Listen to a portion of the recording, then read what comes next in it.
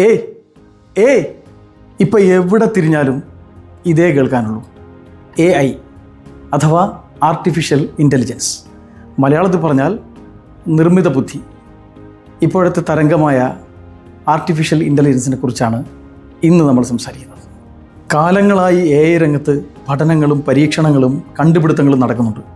എന്നാൽ AI ഇത്രയും ജനകീയമായത് 2022 ChatGPTയുടെ വരവോടുകൂടിയാണ്. അതിനുശേഷം AI രംഗത്ത് വിപ്ലവകരമായ മാറ്റങ്ങളാണ് നടന്നുകൊണ്ടിരിക്കുന്നത്.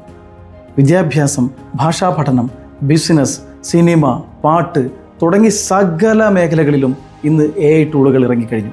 കൂടാതെ ദിനം പ്രതി പുതിയ ടൂളുകൾ വന്നുകൊണ്ടിരിക്കുന്നു. AIയുടെ വരവോടുകൂടി മനുഷ്യരുടെ ജോലി സാധ്യത ബാധിക്കപ്പെടുമോ എന്ന ആശങ്ക പരക്കെയുണ്ട്. അതൊരു ചർച്ചാ വിഷയവുമാണ്. എന്നാൽ നമ്മൾ AIയുടെ കൂടെ സഞ്ചരിക്കാൻ തയ്യാറായാൽ അത് നമ്മളെ ബാധിക്കില്ല എന്നതാണ് എൻ്റെ അഭിപ്രായം. മറിച്ച് അത് ഒരുപാട് പുതിയ തൊഴിലവസരങ്ങൾ തുറക്കുകയും നമ്മൾ പ്രവർത്തിക്കുന്ന മേഖലകളിൽ നമ്മുടെ ജോലി കൂടുതൽ കാര്യക്ഷമമായി പ്രവർത്തിക്കുവാൻ സഹായിക്കുകയും ചെയ്യും.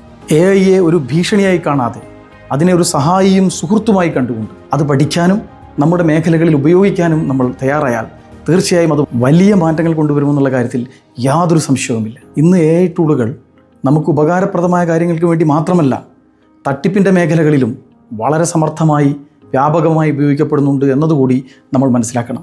അക്കാര്യത്തിൽ നമ്മൾ വളരെയധികം ജാഗ്രത പുലർത്തുകയും വേണം. ഈ കാര്യത്തിൽ എന്താണ് നിങ്ങളുടെ അഭിപ്രായം? നിങ്ങൾ ഏതൊക്കെ AI ടൂളുകൾ ഉപയോഗിക്കുന്നുണ്ട്? എന്താണ് നിങ്ങളുടെ അനുഭവം? ഇതൊക്കെ കമൻ്റായി പങ്കുവെക്കൂ. നമുക്ക് ചർച്ച ചെയ്യാം.